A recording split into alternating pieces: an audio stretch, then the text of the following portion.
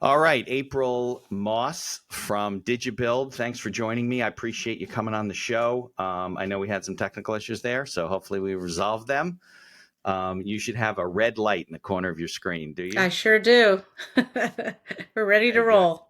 All right. Yeah, so let's talk about, well, first talk about what Digibuild is and a little bit about your Oh, you background. froze up there. All right, there you are. You're back. Yep, it'll keep recording.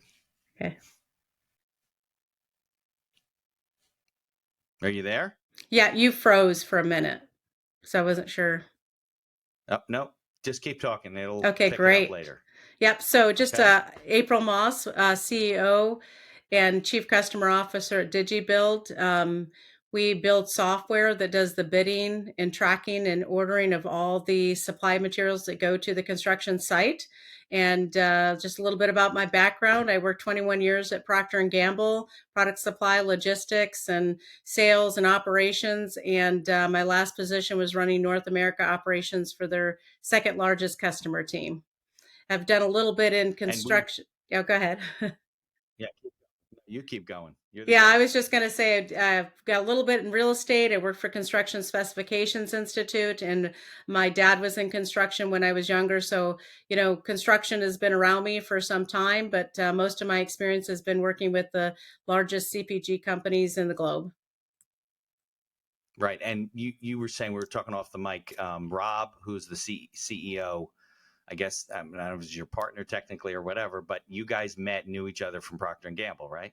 That's correct. He worked for me, and fast forward a few years later, said, "Hey, he knew that I loved new business development. That was kind of my specialty. I was nicknamed the Bulldog at P&G just because I'd try to get anything done that we could do, and so always had that Right. fascination for startup. And so Rob came and spoke with me, and here we are. We're building a construction software company. Right. So Rob saw, because you said his family was in construction, he saw the lack of technology and the use of technology in the construction industry, Yes, he did. Yep. And right?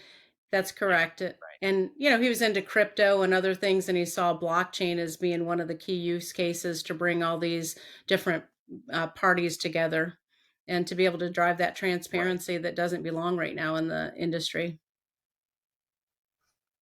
Yeah. I mean, the construction industry is just a bifurcated business. There's the people at the top, which are major construction companies doing whatever they do. I'm sure they have their own proprietary systems. What maybe they use your systems in some cases, but there's a lot of local people on both the commercial and the residential side that are just clawing their way through. I don't know, getting sheetrock delivered and 2x4s and getting workers and the whole thing. So I think we were talking before that project management has to be a challenge for the average general contractor. I mean, I know a few guys that are really not builders, they're contractors and they know how to do the whole thing and whatever, but very few of them really know about project management, certainly not on the corporate level and being able to manage that type of a system. That's correct. And we're like an extension of their team. Project managers love us because we provide the visibility. We provide them multiple bids.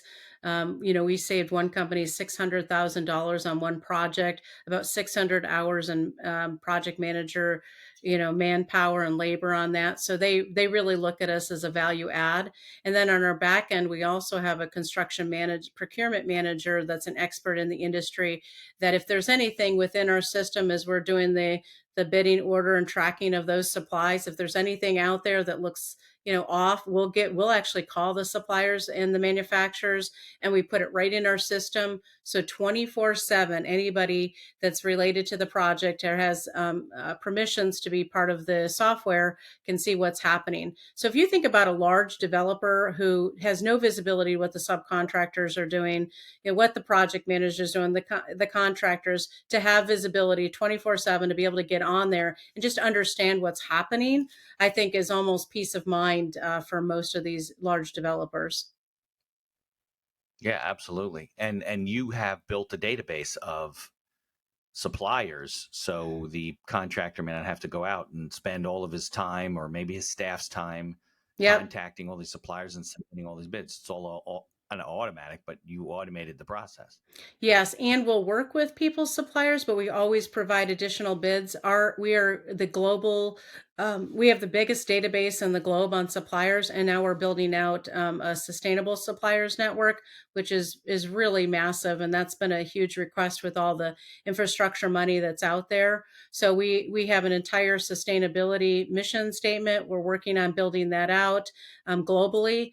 And so like all the Hmm. certifications, all of the stuff that someone would need to be considered sustainable, we can do that for them, a construction company, by just using our software because we're sustainable, we're changing, digitizing construction, and by using our supplier network. But not only talks about sustainability and has all those LEED Yeah. certifications, but also we're identifying minority owned companies within that system.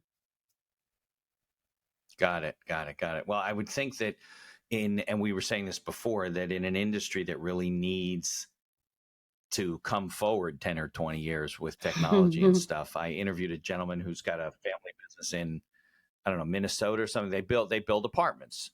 They put up apartment buildings and they manage residential housing and stuff like that. And he came on board to basically figure a way to make, using technology to make apartments less expensive so they can lower the rent so people can actually afford to. Now, of Mm, course, I pointed out he's in Minnesota. He's not in New York or San Francisco, but the concept's the same. It's just the mhm. metrics are different.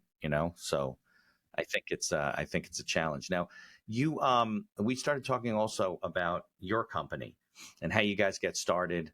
Obviously, Rob saw an opportunity and he was looking at it, and then you start. But you guys went through the Y Combinator program and some other programs you told me about. So maybe we can talk about Yeah. that, because I think there are companies out there that are like, oh, I need to raise money or whatever, and they don't really understand much about it. So we had we started off kicking off our program by doing a project management software that competed with Procore, and then we pivoted in October of 2019 where we partnered with IBM, who our software is built on Hyperledger Fabric. At that summit of bringing all these construction folks into the picture, we decided to pivot with these construction companies and focus on supply chain because it was absolutely broken. Fast forward a few months, October or January 2020, and what do we have? We have COVID. So it only made it worse, right? And so we were looking at ways Yeah. to, with the bottom falling out on construction, and we're looking for ways to raise money. And one of those ways we came across Tim Draper, who is a huge Bitcoin fan, but he's also an entrepreneur and he's got lots of other businesses he runs. And he runs a TV show called Meet the Drapers, and it's like a mini Shark Tank. You pitch in front of his entire company and his family, and then the other piece that you pitch Right. into is a crowd fund. And so through that, we were able to Okay. raise $100,000, came in second place. And that kind of kicked us off. Well, fast forward just a few months later, we were on our third try to get into Y Combinator. It's the largest startup incubator in the globe. People just wait to find out who's going to be part of it. Well, we finally got into Y Combinator, and it was an amazing experience for us. And out of that, when you're done with the program, it's intense. You're there every day. So it's really good for It's any out where, in startup. California. It is. You're It was in going on the California. right? Yeah, they usually do like a 3-month program, but because of COVID, this was all virtual, so it was a little bit different. It was the first time they'd ever done that. But it was intense because you had to be online all the time, Zoom. So it was like, Oh, I'd rather have been in person, to be honest, because it's wow. just that Yeah, dynamic I'm you're sure it makes it missing. Yes, make absolutely. connections and stuff like that. But coming Right. out of that, they So have so of investors, right, that you pitch for after coming out of that. yeah, that So was my question. yeah, yeah. Right. So it was great. So it's like you go through the program and then there's a giant Shark Tank at the end where Yes, you meet investors and pitch them and so forth. And then so you could go through Y Combinator and not necessarily get funded, right? absolutely. A lot of companies that go through Y Combinator. I don't remember what the percentage was, but it's pretty low. And but you have that opportunity to go do it. And a lot of the investors they have are Series A and beyond. They do have a group of pre-seed that we've pitched to. But what it did do, it gave us that media outreach and outlook that we were able to go after a lot of family offices, a lot of individuals. And Uh-huh. what's really exciting for us is that a lot of our investors came from the industry. So Ralph and Tracy, who sold PlanGrid to Autodesk, they're advisors, and they also invested us. We've got several billion-dollar construction companies that have invested in us. Harvard invested in us in their areas. So we've got Cathus and Ventures, Bluefield Capital, all these companies that are somehow linked to construction. Really, most of them are Yeah. from the industry, which is sweet. It's a sweet spot because now we've got this Right. community that's helping each other out, right? Right, right, exactly, and having input. Hmm. And now that's because you were a Y Combinator company. Those opened those doors and gave you credibility, I guess. It did. It gave us credibility, but really a lot of exposure from social media. When they launch and you release that you've been part of Y Combinator, all of a sudden you're on everybody's radar, Right, right? Um, so right. They you're want to talk to you. Well, there must be a reason you got into Y Combinator, right? Yeah, and then you get out there and your, Yeah, panels, podcast. I mean, all that took off. And if there's one thing our CEO is really good at, if you Google him, we just did a CNBC special down in Florida with Trump Jewels and Aqualina Resorts and the build out of that. So it's been very exciting. We do a lot of TV and it's just what we're real. I think Rob now alone on his LinkedIn has more followers than Built World. okay. I think at some point you got to get permission to increase the number of your followers you have. I think on LinkedIn. Yes. There's some cap on it for some reason. I don't know why, or connections or something like that. Hmm. So for those people listening, the Y Combinator program, is it a program where you are writing a business plan and working out your kinks? Are you doing software development? I mean, what are you doing in the whole? And how long is the program? Yeah, it's a 3-month program, and you're just learning to really hone in on your messaging, what you do, the elevator pitch, the investor deck, just helping you to understand how to work as a company and function with founders and co-founders and the struggles that you'll go through, as you're trying to build out a company and to make it successful. So there's just a lot of coaching and one-on-one time that you get to have with Y Combinator. We like our branding. We are already one of the biggest feedback is that I've got a friend of mine that I've worked with for years at Procter and Gamble and other companies who helped build our branding and marketing and our logo. So by the time we got Right. to Y Combinator, we had a lot of that figured out. So we kind of went into it a little ahead of the game and just built on it from there. We've got a big Got it. Y So a lot of people Combinator don't do. event.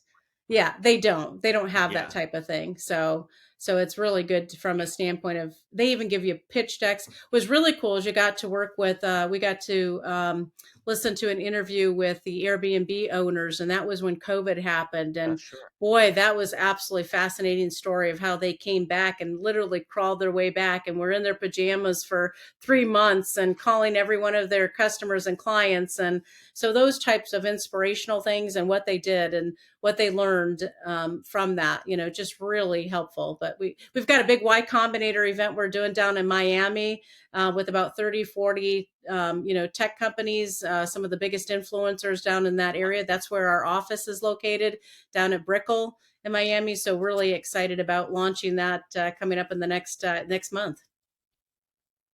So that's like I wouldn't say family reunion, but it's an event for people that have Yeah. graduated from Y Combinator, got the program, sharing ideas. You must have speakers, right? Different that those types of things. Yeah, it's more of a networking and how we can help each other out. It's very exclusive. So we're taking the different people from Y Combinator that are in our field and we can partner with and collaborate and and then taking people from the tech world down there. Hopefully we'll get we've got some exposure down there with even some of the governments down there who are incredibly supportive of tech.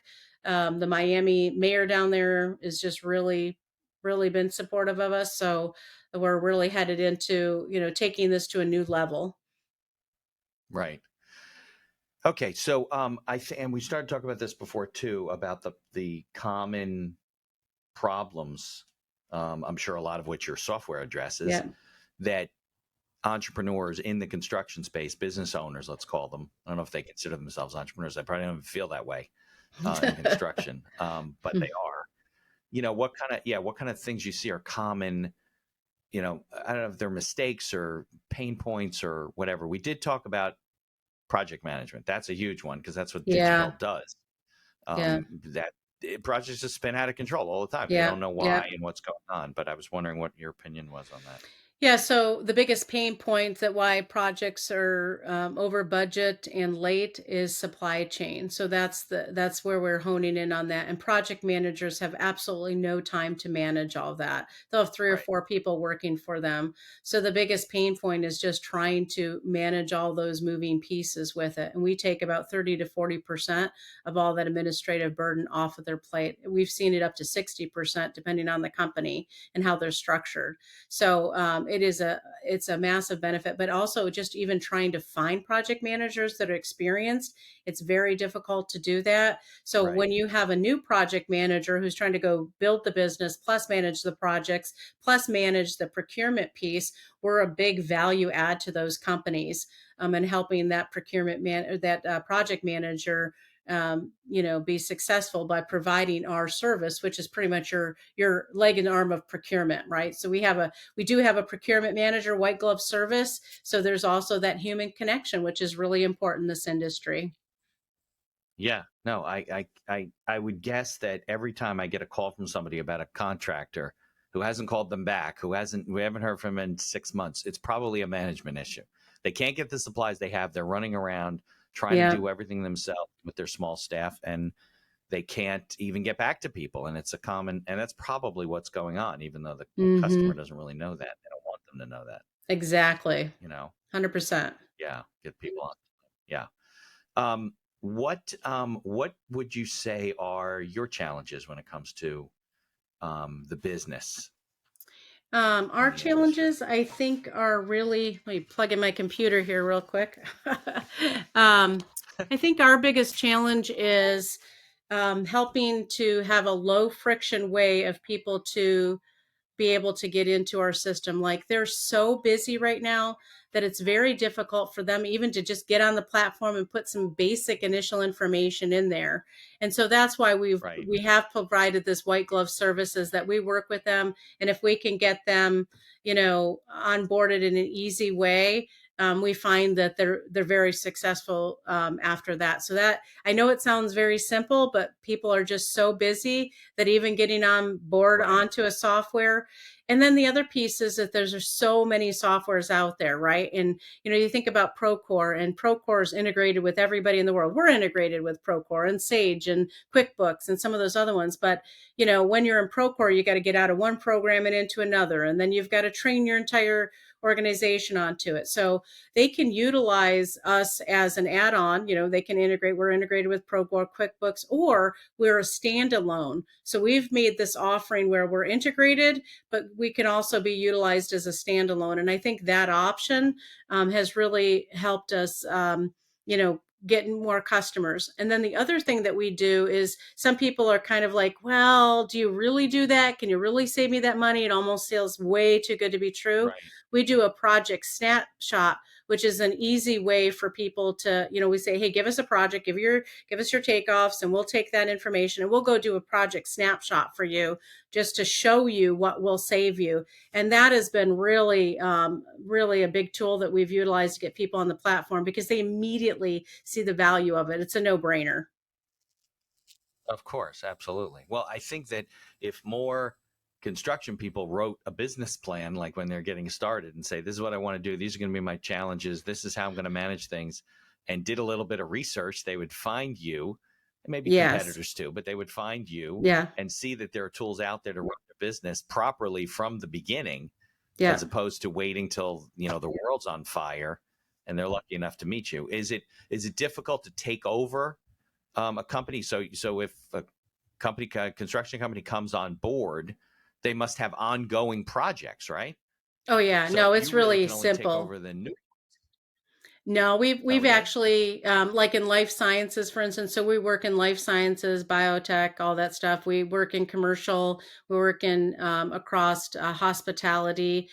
So Hmm. our services can divide it up. So some companies just want us to go do all the bidding for them, right? Some want us to do the bidding and ordering, and depending on what they're trying to track, we might track some of it.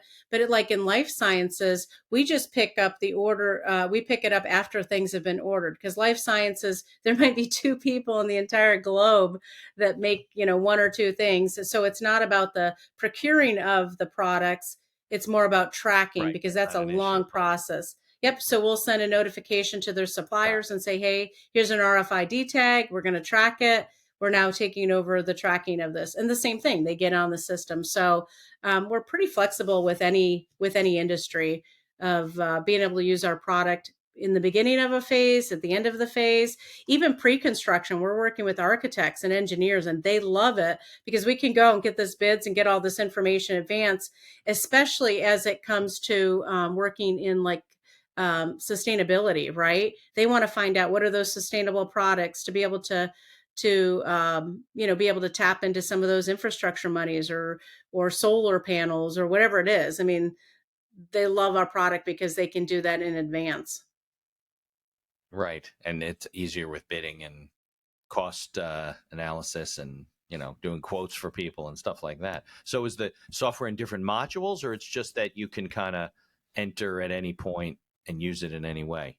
Yeah, you can enter at any point, use it in any way, and we'll have a cross structure. We'll customize. We do a lot of customization for companies to make sure Yeah. that it benefits them. And typically, what we'll do is we'll just take a certain percent, depending on the project size, a certain percent of the materials procured. We also have a model where they pay a certain amount a month for so many seats. So we're incredibly flexible with how we run our Hmm. systems. Even like our procurement takeoff, will our snapshot that I talked about earlier, we'll tell them, hey, we'll take 10% of what we save you. You take 90% for this first thing. Just give us the bid of what you got. We save you money. We make money. If we don't, then we don't make anything. Oh, well, that's a fair offer. Absolutely. They love it. Get people to try things. Yeah, I'm Yeah, it's just to sure. get them to Who try doesn't it, love it when because they got no risk? yeah, there's no risk. It gets them to try it. It's an easy way. And there's not been one company to date that hasn't done that, that hasn't come on board. So we make it very easy Right. and painless to get a project snapshot and be able to show them the value of it. That's the whole idea, right? Yeah, absolutely. So how many competitors do you have? How many other software products are there out there, or software systems that allows this Yeah. type of management? That do with procurement, very few. Our top competitor, Kojo, is out there, and they mostly focus on procurement for the electrical industry, right? Electricians and stuff. So, but they're a great use case for us. It's kind of like we really, in this industry right now, when there's so few softwares and so many few successes in it.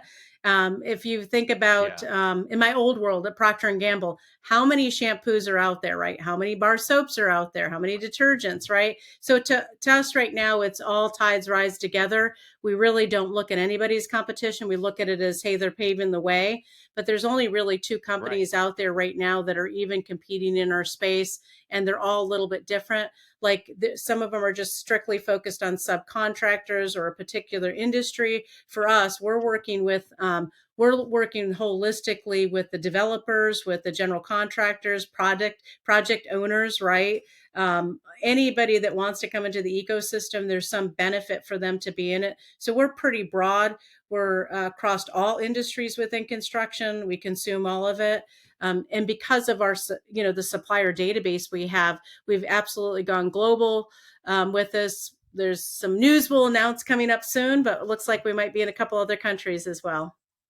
So And then is the your last thing marketing? is, Yeah, go go ahead. ahead. Last. Yeah, You so we say. we we partnered with the Eastern European Institute for Trade, and part of that deal is working with embassies across the globe here in the U.S.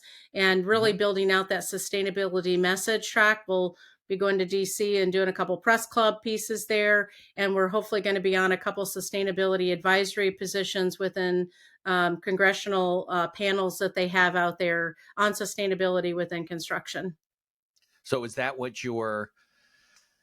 what's the word? Business development, marketing approaches right now. It's just the focus is on sustainability. I mean, you got to niche at some point, right? You got to focus on one, and you could do business with everybody, but your marketing's got to be focused. So is that kind of where it's focused right now? Right now, it's just on the broken supply chain process. I mean, that's Right. it's a bonus. The reason why we're building out the sustainability is our customers are asking. When you think about the infrastructure bills coming down, all that that's Yeah. happening there, you think about what's happening in the Eastern Bloc with everything with Ukraine and the rebuild of Ukraine. We're going to be first Yeah. to market to be part of all of that, and we're laying the pavement to say now of getting there. But right now, it's just helping people with procurement, which is in itself alone is just massive. And it doesn't matter if it's sustainability or not sustainability. We're just hearing our customers and what they're asking for and what they need. And that's one aspect that they have. Yeah, yeah. No, my son actually is in tech. He graduated last year, and he's a programmer, developer, and he's Oh, working now for a company that their software system manages supply chains. I don't think it's specific to any industry, and it's programmable, just like Salesforce, whatever. They go in and they customize it, and they do, but it's managed global supply chains. I thought that was a pretty good place for him to be right now, given the yeah, fact that's that cool. Absolutely. it's. Yep. I don't think people realize coming to the pandemic how dependent we are on global supply chains. Hmm. You just take it for granted that everything kind of shows up because we're in America, right? And everything's the Yeah. supermarket. But then it all broke Yeah. down and we didn't, see it. I had a question for you though. You mentioned about use case, given your competitor or whatever. I think it's an interesting point because you get people that are going into an industry or starting a business. They go, well, we really don't have any competition. That's not always good. Like there might be a Hmm. reason that other people haven't gone into that business. There's not a demand. It's hard to go into. You need to have a certain kind of skill. So I think when there are other competitors, it does give you an opportunity to take a step back and say, hey, what are they doing? What did they fail at? And if Absolutely. there is a Yep. marketplace, I'm sure Procter and Gamble doesn't want to say, oh, we're the only bar of soap in the world. They Nope. would think people aren't using soap. So I guess that's helpful when it comes. I guess I always that's helpful wondered when though, it I'll comes to I'll building. throw something out there that's right. I think it was the statistic was that 96% of the 96% of the population uses toilet paper. So I've always wondered what are the other percent, it's What like percent use it? Yeah, that's so funny. it Well, was there's always, somewhere where yeah. they can't get toilet paper. Yeah, Maybe yeah, they're at the end exactly. of the supply. That's pretty funny. That's a lot of people though. 4% of the world's Yeah, I think population. it was that. It could have been 98, but it was still enough that you're like, "What?" Right. There's funny Mhm, things like that in the mhm. world. There's we were looking at the other day with when you talk about sustainability and environment. There's some I forget which car company, but they have a partial zero emission like standard or something.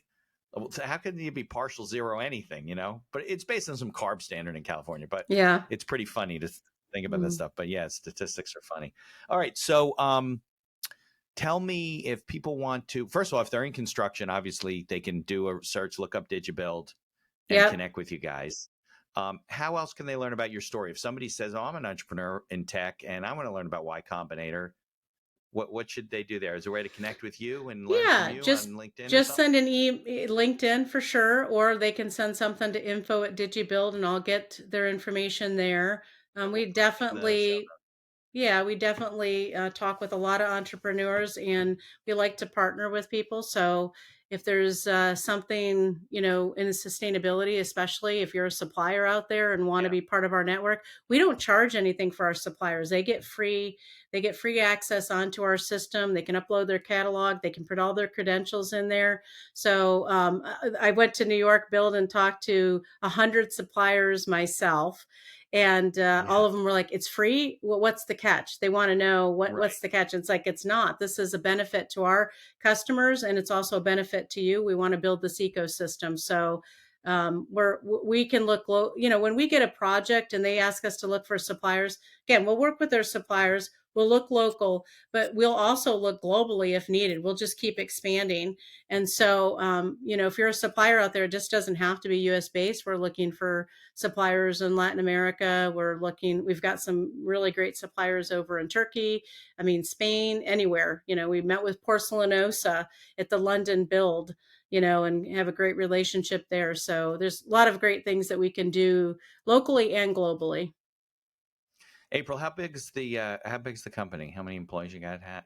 Oh gosh, maybe we got 15 right now. I think 15. Yep. We just hired a couple Does every salespeople. A lot of people work remotely, Yes, or are they all everybody's in the remote. office?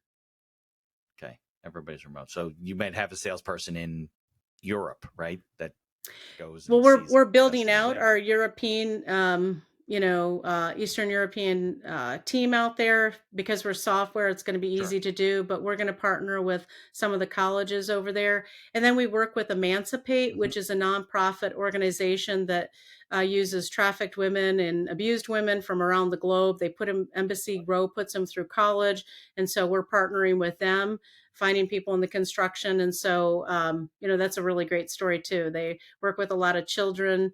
There's a new trade mission that just launched working with, I think it's called Gen Therapies, but it's for anyone with cancer and therapies that they're using gene therapy to use with Sure. children.